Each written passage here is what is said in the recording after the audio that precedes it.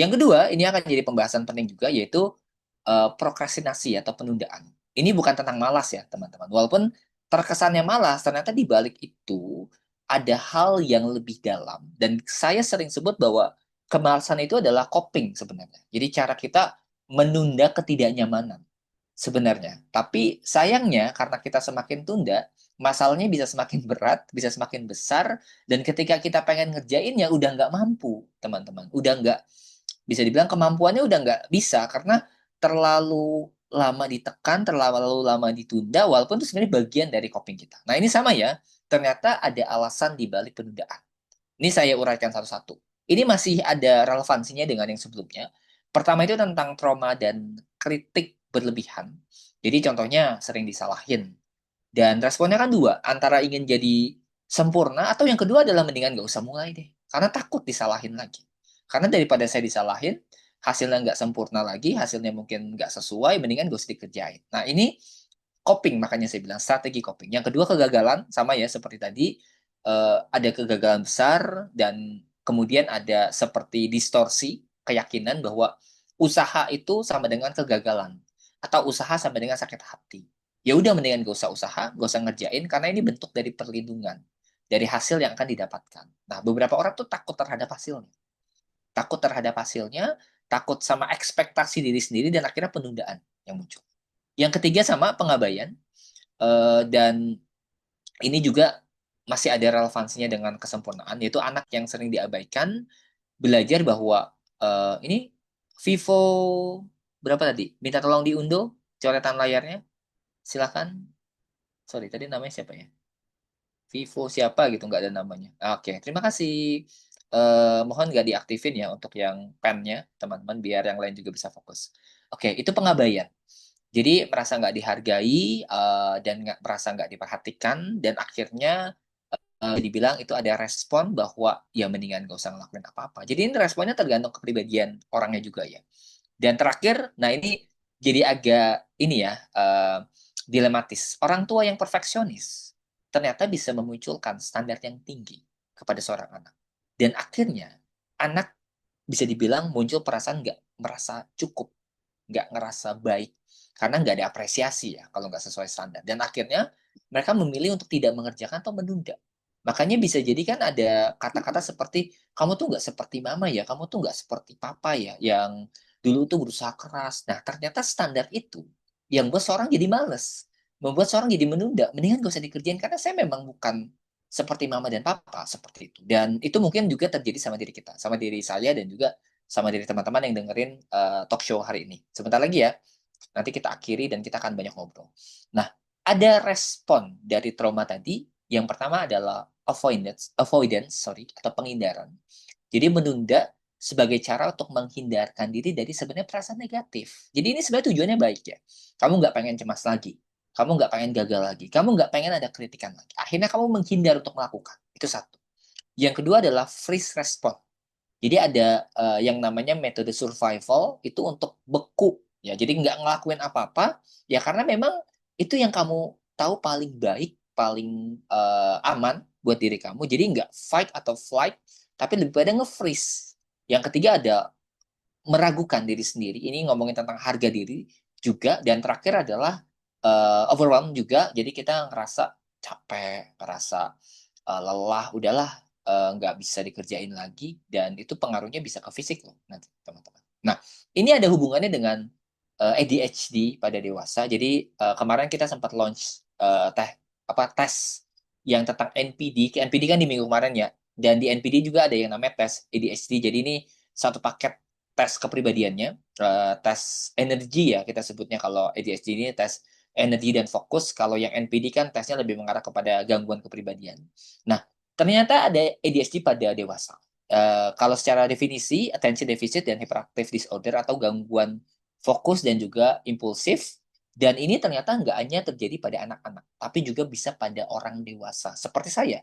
Ya, seperti mungkin klien-klien saya, mereka yang nggak bisa fokus, mereka yang lewat deadline, mereka yang seperti memaksa diri, tapi kok nggak bisa-bisa ya untuk ngerjain sesuatu. Nah, pada orang dewasa, mungkin bukan nggak bisa diem. Kalau anak kecil kan lari, nggak bisa diem. Nah, orang dewasa itu udah lebih rasional. Nah, biasanya tubuhnya diem, tapi pikirannya yang lari-larian.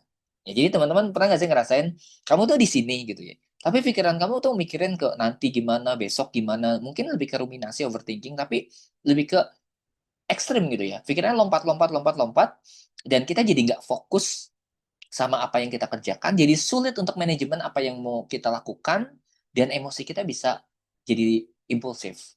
Contohnya jadi lebih sensitif, lebih marah, atau bahkan di kebiasaan-kebiasaan tertentu itu bisa muncul belanja berlebihan dan segala macam itu bisa saja. Nah, ini umum ya, teman-teman, tapi bisa ngecek ke diri kamu sendiri.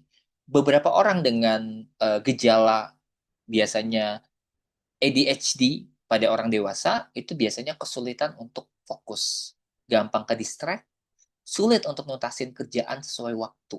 Ya sesuai waktu yang sudah ditetapkan. Jadi molor aja kerjanya, bahkan deadlineer.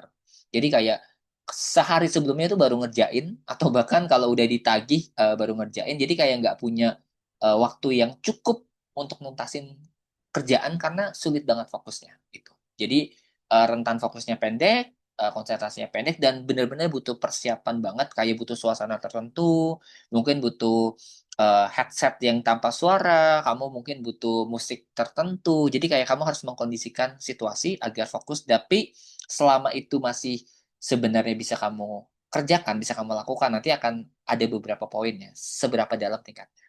Yang kedua adalah manajemen waktu. Nah ini nih yang sering telat, sering nunda, atau kewalahan dengan deadline atau dengan waktu tertentu. Jadi kayak kamu tuh sulit banget untuk datang tepat waktu. Saya dapat satu klien ya, ini mungkin saya cerita ya, saya sudah izin untuk menceritakan kisah ini karena beberapa kali konseling sama saya. Boleh nggak saya kutip ceritanya untuk di kelas atau di sesi? Dia bilang boleh gitu ya, berkenan. Jadi klien saya ini seorang pebisnis, lumayan maju ketika COVID, tapi ketika ditelusuri, awalnya cerita tentang hubungan, konsultasinya, tapi ketika makin mendalam ke kepribadian dia bilang bahwa dari saya sekolah itu saya tuh gampang banget teralih, gak bisa diem. Kemudian saya tuh telat mulu orangnya.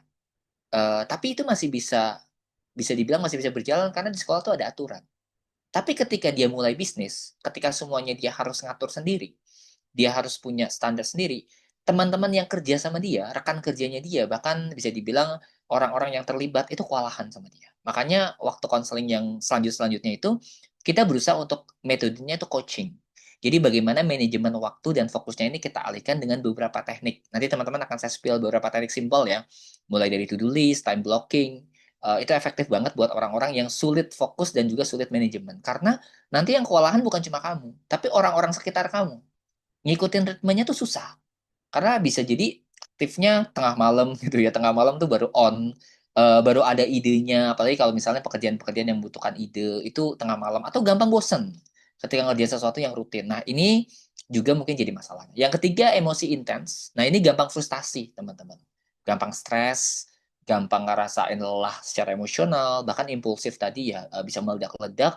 Kalau misalnya lagi stres bisa belanja, bisa makan gitu ya, impulsifnya, bisa beli sesuatu apa gitu yang kayak untuk ngeluarin emosinya. Nah, yang keempat, ini juga jadi dampaknya. Makanya saya ada tadi ya buat irisan, ternyata orang dengan ADHD pada dewasa itu punya kecenderungan perfeksionisme dan penundaannya ada. Jadi prokrastinasi dan juga kesempurnaannya juga muncul. Walaupun harus dites ulang ya. Nanti kita ada beberapa tesnya. Dan terakhir, ternyata ini pengaruh juga loh ke hubungan. Hubungan kamu, relasi kamu secara personal, seringkali disalahartikan dan membuat kamu tuh jadi ngerasa ya salah di hubungan, merasa nggak berdaya, seperti itu. Nah, ini strateginya simpelnya aja, tapi memang butuh coaching ya. Contohnya kalau misalnya prokrastinasi atau kebiasaan menunda, biasanya kita akan breakdown tugas-tugas itu jadi langkah-langkah kecil atau hal-hal yang lebih ringan, lebih mudah. Ya, ada teknik-teknik yang mungkin bisa teman-teman gunakan sama seperti timer gitu ya, time blocking, rules-rules tertentu. Intinya untuk beberapa orang yang suka menunda, kamu harus punya aturan yang ketat. Contohnya saya itu termasuk orang yang suka menunda sebenarnya teman-teman. Jadi banyak kerjaan saya itu yang terbengkalai sebelum saya terapkan metode atau strategi yang tepat. Nah, setiap hari sekarang saya tuh selalu nulis to-do list dan time blocking.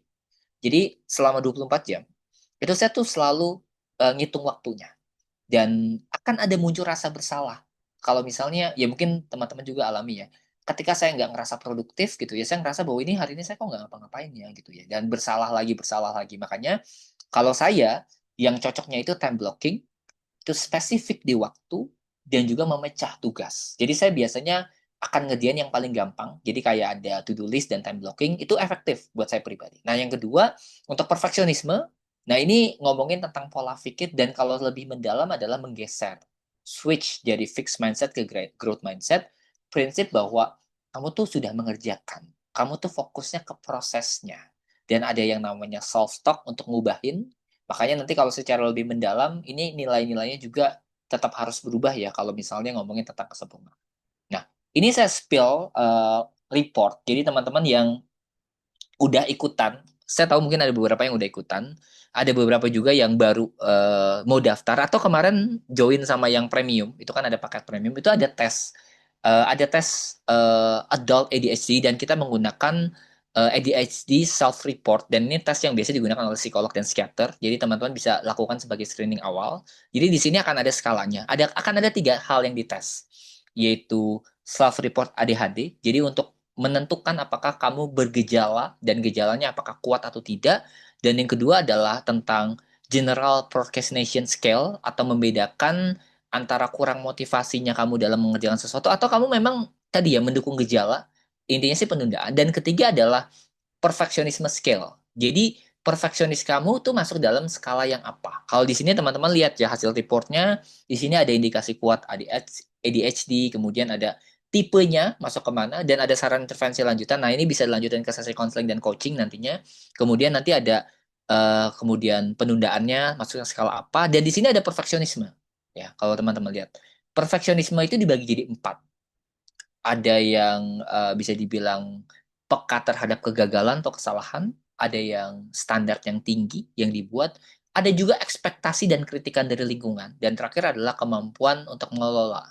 Dan kemampuan untuk mengelola ini yang jadi nantinya bisa dibilang hal yang rasional dari kepribadian perfeksionis. Nah, nanti akan dikumpulkan dan teman-teman bisa eh, tes seberapa dalam penundaan kamu, tingkat gejala yang teman-teman punya dari ADHD-nya atau ADHD-nya, dan juga tentang perfeksionismenya itu masuk ke kategori apa. Nah, ini masuknya ke dalam layanan mental health check up. Ini mungkin beberapa sudah tahu ya. Saya sering spill, bahkan dari Agustus kemarin ini masuk ke bulan kedua, dan sudah ada lebih dari 500 peserta yang ikut. Kita ambil promo diskon 50%, karena kalau misalnya konseling sama saya di Zoom, itu bisa 350 sampai dengan 700.000 kalau terapi. Tapi di mental health check up ini, teman-teman start dari 50.000, kamu udah dapat laporan. Kalau yang MHCU ini kecemasan, depresi, dan juga trauma. Itu akan ada penjelasannya dan itu bagus banget. Saya sarankan untuk ikut. Nah, yang terbaru adalah tes ADHD dan juga tes NPD. Nah, ini buat teman-teman opsional aja yang mau ikutan atau bundling dengan paket kelas sesi hari ini termasuk rekaman, sertifikat, modul, teman-teman bisa ikutan nanti upgrade ke premium. Mungkin itu dulu yang mungkin saya bisa sampaikan. Kalau dari saya,